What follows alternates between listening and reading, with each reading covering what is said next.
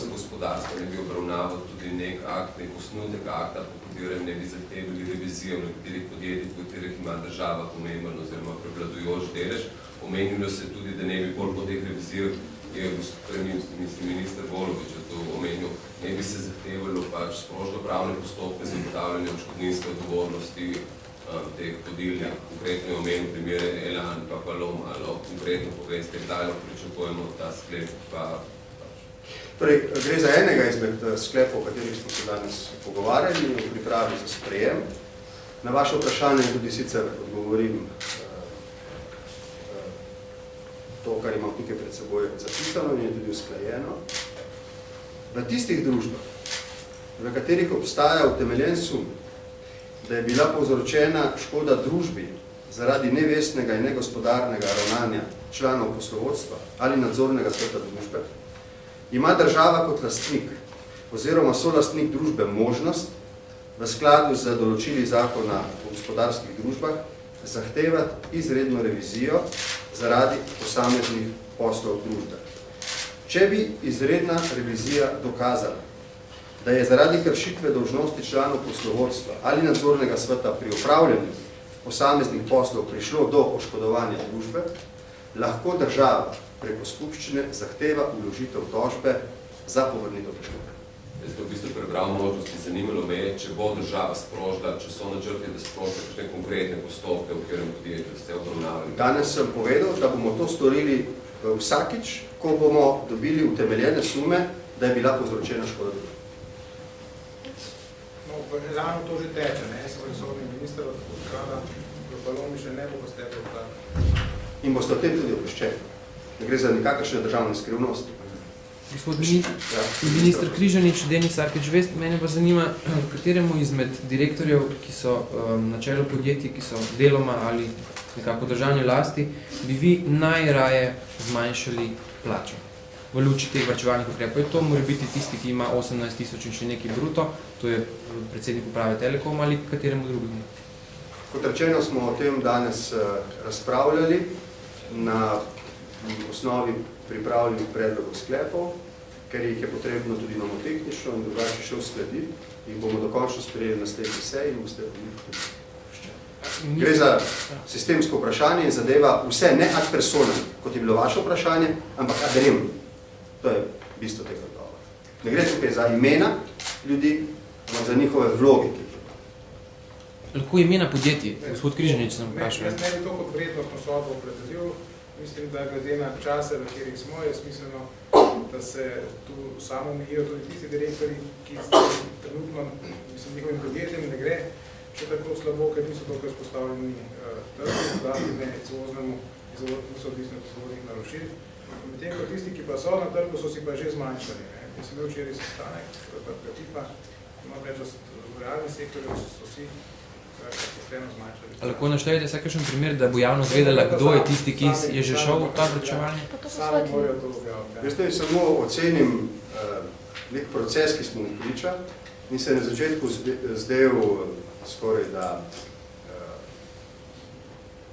brez potrebne vsebine, samo kot neka poza, kot so nekateri rekli, z resnimi odločitvami, ki so zadevali odnos do pravic, ki jih imamo kot vodilni politiki, smo tako na ravni izvršne veje, zdaj se zdi tudi na ravni zakonodajne veje. Vidite, da potekajo naši napori tudi v smeri vodilnih ljudi v javnih zavodih, da potekajo naši napori tudi v luči družbene odgovornosti ljudi, ki so v upravah podjetij, ne samo v večinski državni lasti, ampak tudi v zasebnem sektorju, da se v času krize vsi skupaj zavemo, da predstavljamo politično in gospodarsko elito, ki ima dolžnost nase prevzeti breme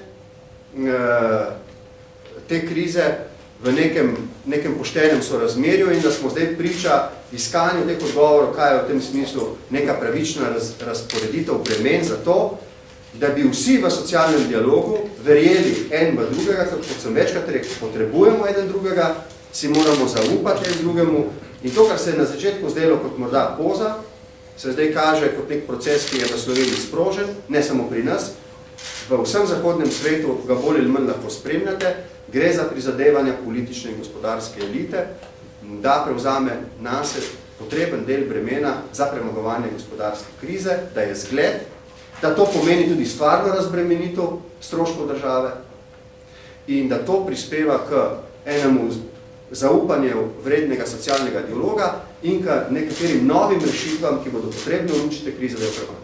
In jaz moram izraziti neko zadovoljstvo glede tega, čeprav so tukaj tudi nerazumevanja, problemi in tako naprej, ampak stvari grejo v pravo smer.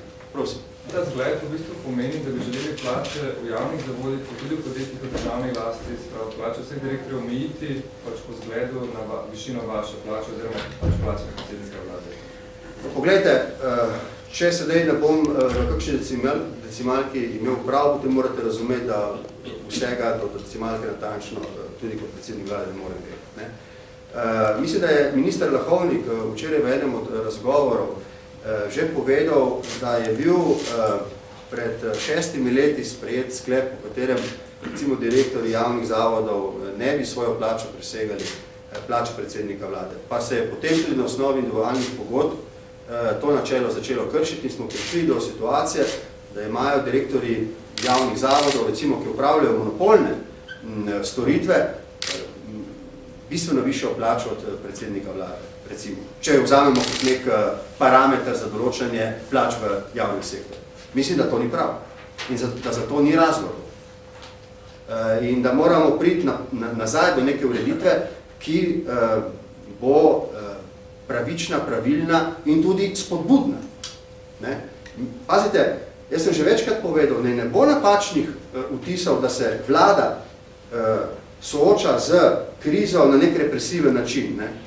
Seveda, tukaj so potrebni koraki, tudi recimo koraki v varčevanju, v samoomejevanju, ki so neizogibni. Ampak to ni vse. Mi želimo svojimi ravnanji tudi spodbuditi, ravno zaradi neumestnejše ureditve razmer, tudi plačnih, da bojo seveda vsi, ki želijo profesionalno promovirati, imeli enake možnosti za to, da ne bodo nobenih političnih kriterijev in da bodo za to primerno nagrajeni.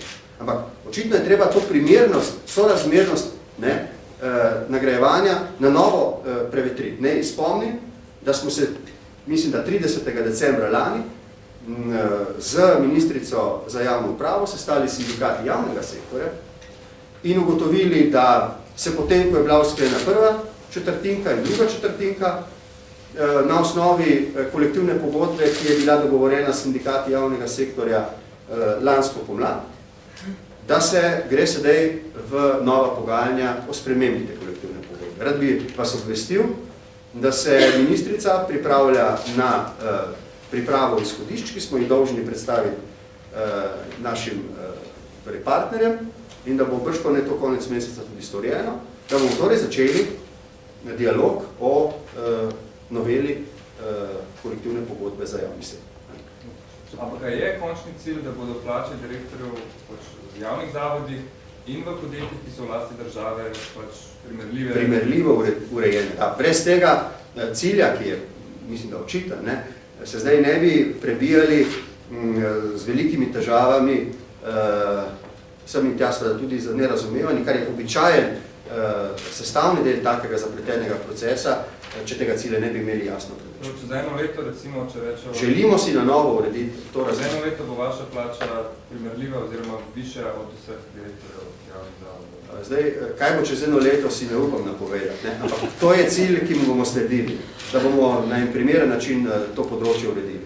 In pravim še enkrat, morda se je pred 3 tedni ali 14 dnevi, ko bomo to še zdelo kot stvar neke poze, danes postaja jasno, da gre za neko politiko, ki ima jasna stremljenja, je tudi utemeljena zlasti v pogojih gospodarske krize. Zaenkrat moram izraziti zadovoljstvo na njenim rezultati. Mislim, da v relativno kratkem času bistveno spreminjamo stvari.